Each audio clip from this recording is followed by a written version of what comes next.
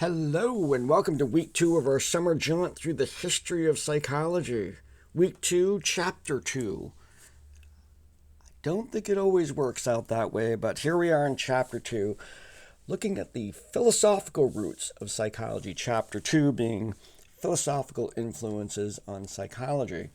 It's important to understand that as a science, the actual science component of psychology didn't arrive until later. So its roots are in philosophy, so primarily in terms of Western philosophy, Greek philosophy, Aristotle, Socrates, those kinds of things, Greek, Roman sort of ideas, and then into European philosophers that really advanced our first understandings of the human mind.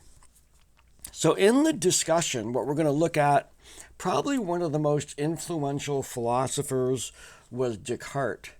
And Descartes came along and talked about, he described the human experience in a dualistic fashion. And this is often the way, this makes a lot of sense because it's often the way that we sort of experience ourselves. We have our mind, our consciousness, and then we're aware of our body. And that philosophy of separating those two, mind, body, is called dualism.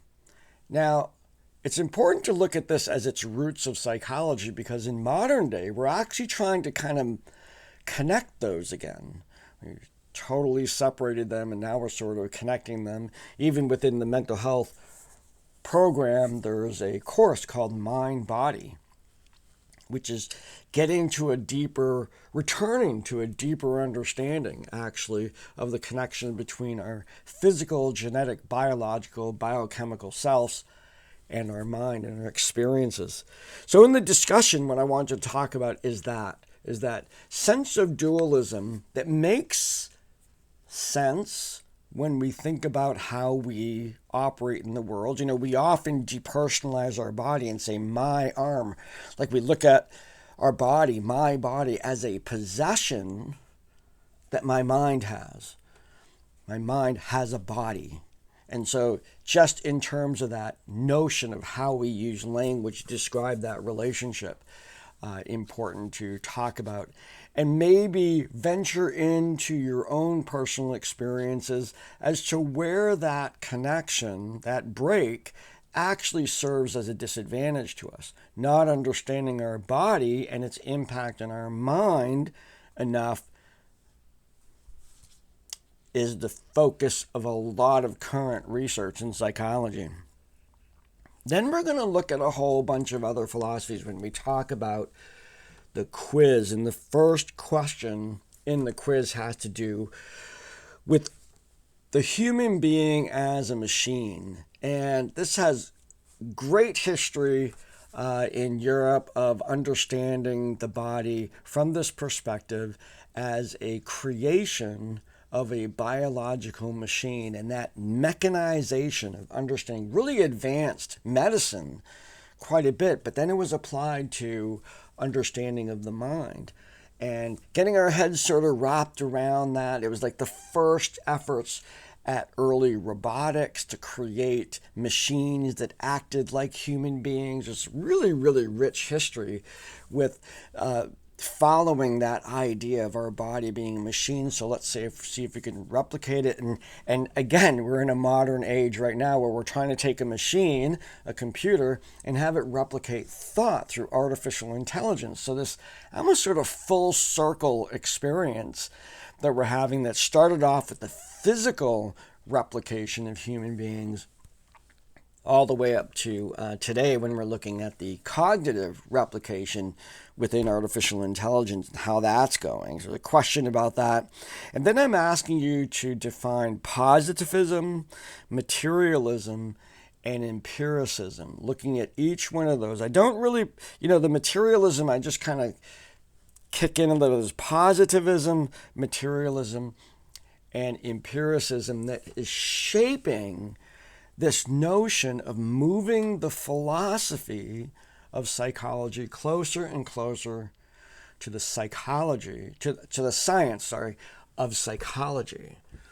And these are important steps, a lot of them in response to dogma, the church, the without question acceptance of the dictate of reality by the church, some of the Enlightenment coming in, certain groups that got together secretly sometimes, and the origins of all these secret societies that we have sort of coming around at this time, because it was considered at one point to be illegal and worthy of punishment, even unto death, to go against the teachings of the church.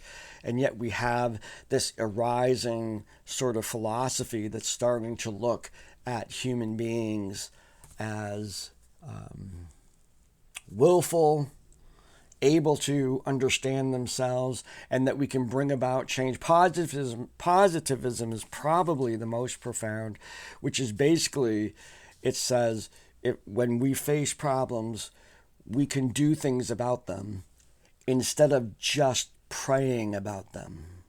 That transition, and it's remarkable how much of change that has had in our current world. Back then, that wasn't, people did not necessarily, in terms of masses, take on social problems. They just said, that's the will of God and that's the way it's going to be. And the positivists came along and said, wait a minute, we have a brain, we can use it. And many of them were not even counter to religion. They sort of perceived that God put us on this earth to solve problems. And so there was certainly a schism that occurred, and this is sort of looking at the history of psychology and how it sort of nested itself in that particular period of time. So we're going to be taking a look at that, discussing dualism, and then the quiz is discussing the various philosophies that we then will see generate themselves into the science of psychology as we move forward in the history. So, both of you did a really good job last week looking at the discussions. I'm going to pull back my initial instructions saying that, I'm going to post a question and blah, blah, blah. I think the dialogue, let's just see how the dialogue goes. The two of you are very bright. You're very insightful. I think there was lots of rich dialogue. I haven't necessarily graded it yet, but I'm just going to go with, if you're in there participating, you got 100 on that. Well, I won't worry about counting replies or anything like that.